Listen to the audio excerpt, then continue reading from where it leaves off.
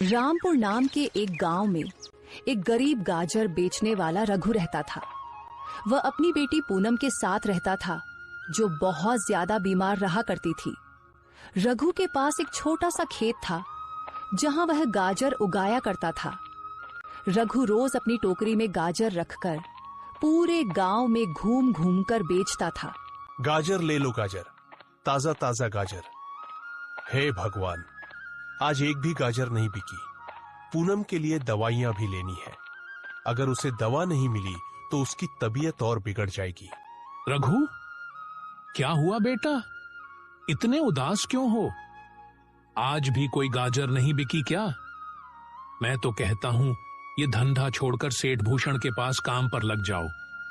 वह तुम्हें अच्छे खासे पैसे भी दे देगा। या फिर तुम अपने खेत में कोई और सब्जी उगा लो। नहीं काका, मेरा इससे गुजारा हो जाता है। सेठ भूषण के पास अगर कभी जरूरत हुई तो मैं जरूर काम करूंगा। रही कोई और सब्जी उगाने की बात तो काका, मेरा छोटा सा खेत है, उसमें एक ही सब्जी लग सकती है और मुझे गाजर उगाना अच्छा लगता है, इसलिए मैं गाजर उगा लेता हूं।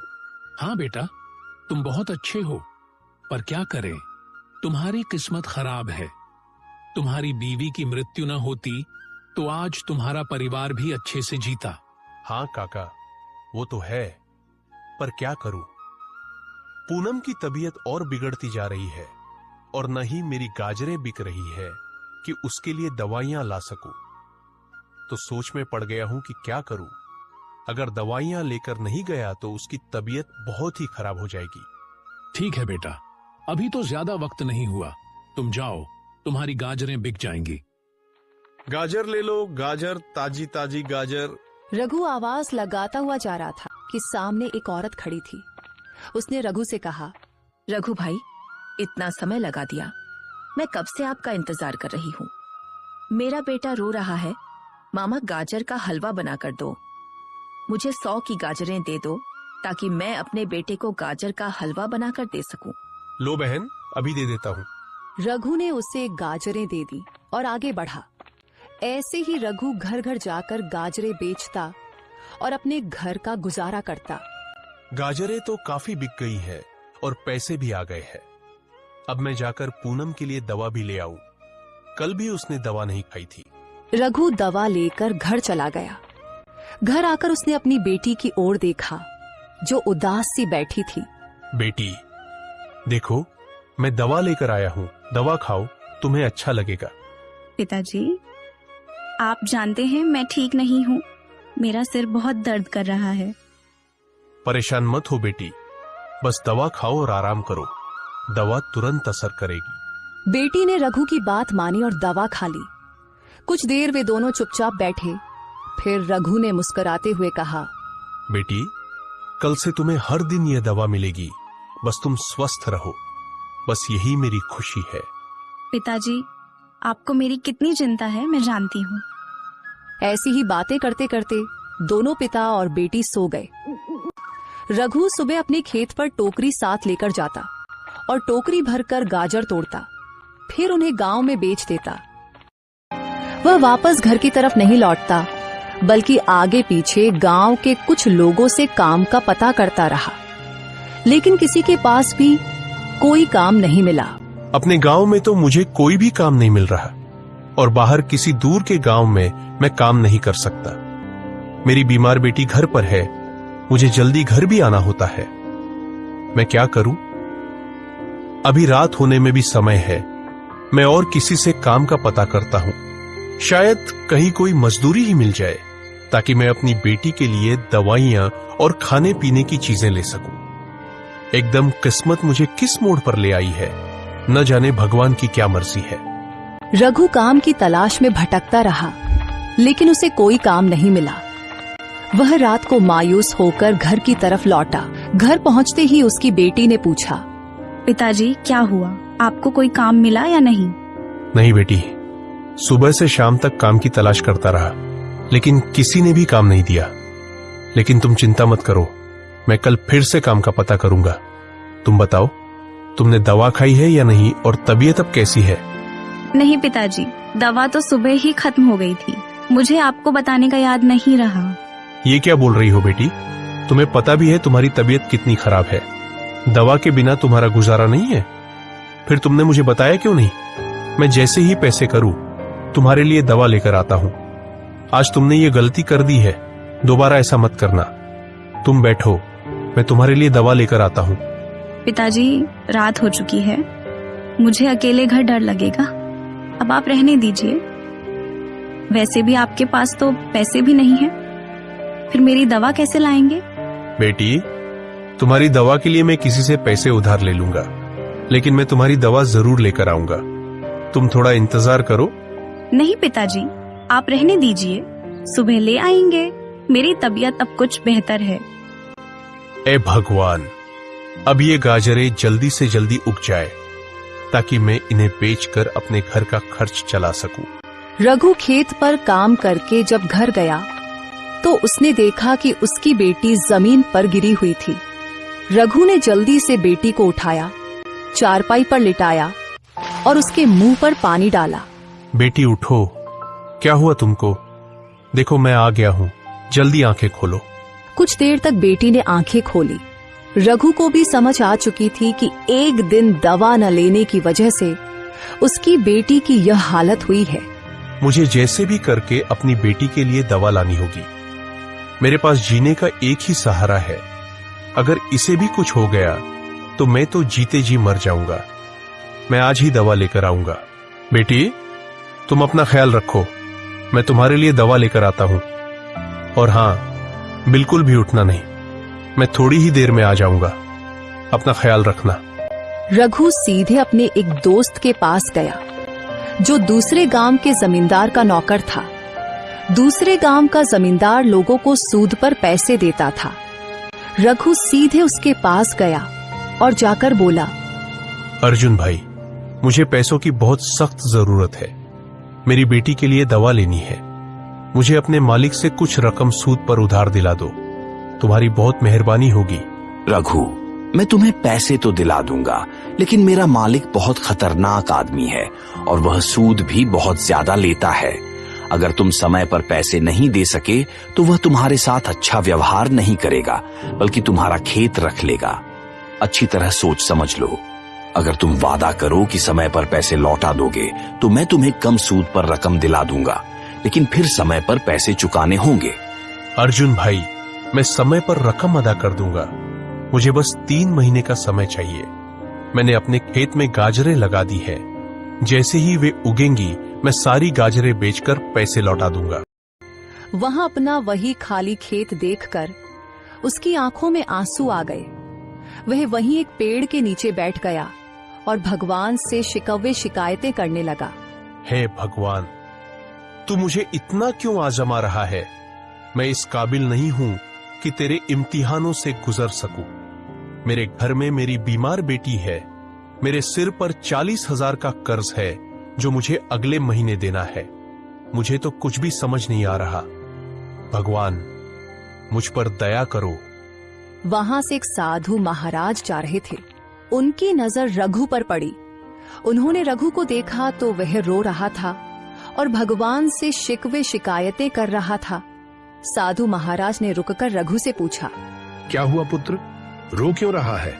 और लगता है भगवान से बहुत नाराज हो। बताओ तो सही, आखिर क्या समस्या है? क्या पता मैं तुम्हारी कोई मदद कर सकूं? साधु महाराज के पूछते ही रघु ने सारी बात खुलकर साधु महाराज को बता दी। साधु महाराज ने ध्यान से बात सुनी और गंभीर आवाज में बोले, चिंता मत करो, भगवान सब ठीक कर देगा। तुम दिल के बहुत नेक हो, ऐसे इंसान भगवान को बहुत पसंद होते हैं।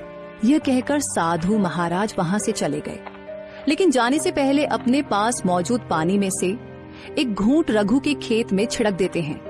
फिर वे वहां से चले जाते हैं। रघु चुपचाप वहीं बैठा रहता है। रात को फिर वे घर वापस चला जाता है। अब रघु के पास जो कर्ज लिया था वह सारे पैसे भी खत्म हो चुके थे। उनके पास खाने को भी कुछ नहीं बचा था। रघु अंदर से टूट चुका था। उसकी बेटी ने भी ऐसे ही दवा खा ली। उस दिन वे दोनों बाप बेटी कुछ खाए पिए बिना ही सो गए। बेटी, मैं अर्जुन के पास जाता हूँ। उसके घर से कुछ खाने के लिए तुम्हारे लिए लेकर आता हूँ। ठीक है पिताजी, जल्दी आ जाइए। मैं इंतजार कर रही हूँ। अर्जुन का घर रघु के घर से थोड़ा दूर था। रास्ते में रघु का खेत भी आता था। जाते हुए रघु ने खेत में चक्कर लगाने का भी सोचा। क्यों ना खेत में भी चक्कर लगा लूं? पास ही तो है, बस देखकर वापस आ जाऊंगा। क्या पता गाजर उगना शुरू हो जाए। पूनम को बताऊंगा तो वह भी खुश होगी। रघु खेत देखने के लिए खेत की तरफ पहुंचता है। वह देखता है कि पूरा खेत खाली है, लेकिन एक जगह पर जहां साधु महाराज ने पानी का घूंट छिड़का था, वहां एक पौधा निकला था जिस पर ऊपर गाजर लगी हुई थी। रघु को कुछ समझ नहीं आता कि यह कैसे हो सकता है। गाजर तो जमीन में उगती है, फिर यह पौधा के ऊपर कैसे आ गई? और एक ही रात में यह पौधा इतना बड़ा कैसे हो गया? उस पौधे पर 2 गाजर लगी थी। चलो ऐसा करता हूं, ये 2 गाजर ले जाता हूं। एक पूनम खा लेगी और एक मैं। न मैंने कल रात से कुछ खाया है, न ही पूनम ने। चलो ये गाजर खाकर गुजारा हो जाएगा। अर्जुन भाई के घर खाने के लिए जाने में मुझे शर्म आ रही थी। यह सोचकर रघु दोनों गाजर तोड़ लेता है। वह देखता है कि जैसे ही गाजर टूटी, उनकी जगह वहां नई गाजर आ गई। रघु चौंक गया। अब ये कैसा जादू है? पहले ही ये गाजर पौधे के ऊपर देखकर मैं हैरान था, लेकिन ये गाजर तोड़ दी तो उनकी जगह फिर से आ गई। रघु उन्हें भी तोड़ता है और देखता है कि वहां 2 और आ जाती हैं। रघु बहुत खुश होता है। वह समझ जाता है कि यह जरूर साधु महाराज के पानी का असर है। उसे एक जादुई गाजर का पौधा मिला है। वह कुछ गाजर लेकर खुशी खुशी जल्दी जल्दी अपने घर की तरफ जाता है। पिताजी, आप तो अर्जुन भाई के घर खाने लेने जा रहे थे ना? फिर ये गाजर कहाँ से ले आए? मैं क्या बताऊं बेटी, कमाल हो गया है। मेरे खेत में एक जादुई गाजर का पौधा लगा है जिस पर 2 गाजर थी। जब मैंने उन्हें तोड़ा तो वहां फिर से गाजर आ गई। रघु ने पूनम को सारी बात बता दी कि कैसे साधु से मिला था और साधु ने खेत में पानी छिड़का था। बेटी, तुम ये गाजर खाओ। मैं अपनी टोकरी लेकर जा रहा हूं। आज मैं टोकरी भरकर गाजर बेचकर आऊंगा। रघु खेत की ओर गया, गाजर तोड़ी, टोकरी भरकर गांव में जाकर बेच दी। रघु की किस्मत ने अचानक रुख मोड़ लिया था। वह खुशी से झूम रहा था और भगवान का धन्यवाद कर रहा था।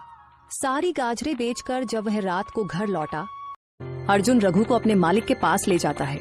मालिक, ये रघु है, मेरे गांव में गाजर बेचता है। इसे पैसों की बहुत जरूरत है। इसे ब्याज पर पैसे चाहिए। ये 3 महीने के अंदर ब्याज समेत सारे पैसे वापस कर देगा।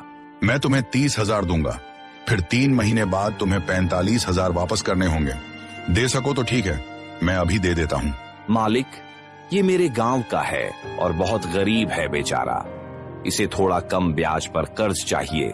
ये अपनी जमीन के कागज गिरवी रख देगा। ठीक है, तुम्हारे कहने पर कम कर देता हूँ। चलो 40,000 दे देना, इससे कम पर मैं कर्ज नहीं दूंगा। जमींदार ने रघु को पैसे दे दिए।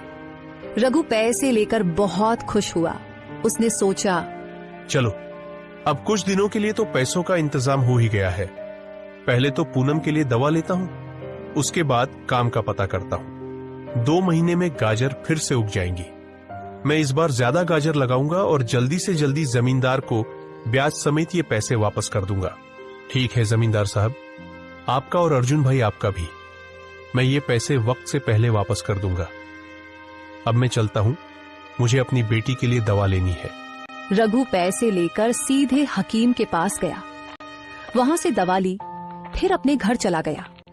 घर जाकर उसने अपनी बेटी को दवा दी। इतने में रात हो चुकी थी। घर जाकर उसने अपनी बेटी को दवा दी। इतने में रात हो चुकी थी। फिर बाप बेटी दोनों सो गए। अगले दिन रघु वापस खेत में गया और वहां काम किया। कुछ दिन ऐसे ही गुजर गए। रघु ने खेत में गाजर लगाई, लेकिन फसल होने का नाम ही नहीं ले रही थी। ऐसा लग रहा था जैसे किसी ने कोई जादू कर दिया हो। पिताजी, गाजर उगी या नहीं? आजकल आप बहुत मायूस मायूस नजर आ रहे हैं। क्या हुआ है? बेटी, 2 महीने होने को आए हैं। मुझे कोई और काम भी नहीं मिला और मैंने दिन रात खेत में मेहनत की, गाजर लगाई, लेकिन वो भी नहीं उग रही। पता नहीं क्या हो गया है। ऐसा लगता है जैसे मेरे खेत पर किसी ने कोई जादू कर दिया हो। गाजर उगने का नाम ही नहीं ले रही। पिताजी, बात तो चिंता की है, लेकिन आप भगवान पर विश्वास रखिए। जरूर कुछ अच्छा होने वाला है, जिस वजह से भगवान हमें आजमा रहे हैं। बेटी, पता नहीं भगवान और कितना हमें आजमाएगा। चलो, तुम अपना ख्याल रखना।